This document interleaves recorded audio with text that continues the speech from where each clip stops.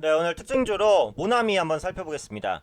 사실 이제 모나미는 애국 테마주로 알려져 있어요. 그래서 보시면은 이제 일본과 관계가 격화되면서 애국 테마주로 기존에 불리는 그런 종목군들. 그러니까 애국 테마주라고 해봤자 뭐 별거 없습니다. 그냥 국산 브랜드를 가진 업체들, 뭐 이런 업체들이 대부분 애국 테마주로 불려서 뭐 급등을 하는 그런 흐름인데, 사실은 뭐 완전히 테마성으로 움직이는 거기 때문에 체크할 부분은 많지는 않아요. 다만 지금 시장 자체가 이슈에 굉장히 민감한 시장이다. 이 부분을 제가 다시 한번 말씀을 드리고 싶거든요. 그러니까 저는 이제 매매에 있어서 한두 가지만 보지 않습니다. 뭐 특정 기법, 뭐 특정 섹터에 매몰되지도 않고요. 시황, 업황, 종목, 탑다운이에요. 그러니까 경제 상황에서 어떤 섹터로 돈이 움직이고 어떤 종목군들이 이동이 나오고 거기서 이제 수급이 어디서 빠져나와서 어디로 이동하는지 이런 부분들을 체크하려고 매일매일 이제 그 시장의 수급이라든지 아니면 이슈 이런 부분들을 보는데 지금은 이런 시장입니다. 일단 호재가 나오잖아요. 일단 급등해요. 그러니까 시장 자체가 강세장. 물론 앞으로는 시장이 좀 많이 흔들릴 거예요. 근데 지금까지 시장을 보면 어쨌든 강세장은 맞잖아요. 그러니까 그러다 보니까 어떠한 이슈가 나올 때 시장이 그 호재를 급격하게 반응하면서 크게 끌어올려요. 근데 이런 부분들은 양날의 검이죠. 올라갈 땐 일단 올라가는데 시장이 흔들리게 되면 이렇게 어떻게 보면 조금 무분별하게 그렇게 올라갔던 종목군들이 우수수 무너질 수 있거든요. 그래서 그런 부분에 대한 리스크가 있다는 부분은 일단 감안을 하시고 매매에 임하실 필요가 있겠다. 이 말씀은 드리고 싶어요. 어쨌든 지금 시장 상황은 말 그대로 이제 이슈에 굉장히 민감한 시장이다라는 겁니다. 호재가 나오는 종목은 일단 주가가 급등하는 그런 현상들이 나타나고 있다라는 거죠.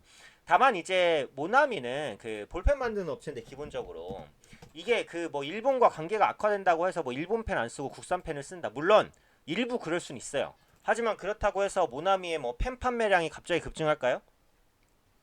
그 모나미에서 나오는 펜 중에 가장 유명한 게 뭐죠? 153 볼펜입니다. 153 볼펜.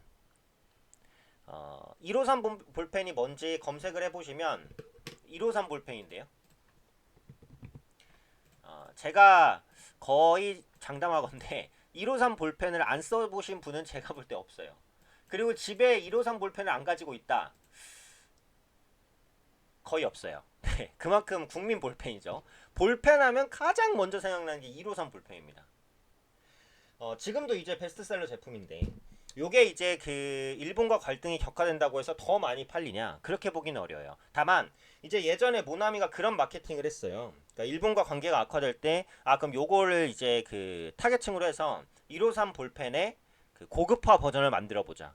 그래서 그 한정 수량으로 그걸 생산한 적이 있고 그건 잘 팔렸어요. 그러니까 그렇게 이제 모나미가 특정적으로 이용해서 상품을 만들면 모르겠지만 기존에 우리가 쓰고 있는 이 153 볼펜이 갑자기 크게 팔릴 가능성은 별로 없단 말이에요. 그런데 지금 주가는 어때요? 3,500원에서 거의 6,000원 가까이 찍었습니다. 거의 2배 가까운 급등을 했어요. 말도 안 되는 거죠. 그만큼 이제 이슈에 민감한 장세고 어제 보시면 새로운 이슈가 있어요. 우리 외교부 장관이 누구죠? 네, 강경화 장관입니다.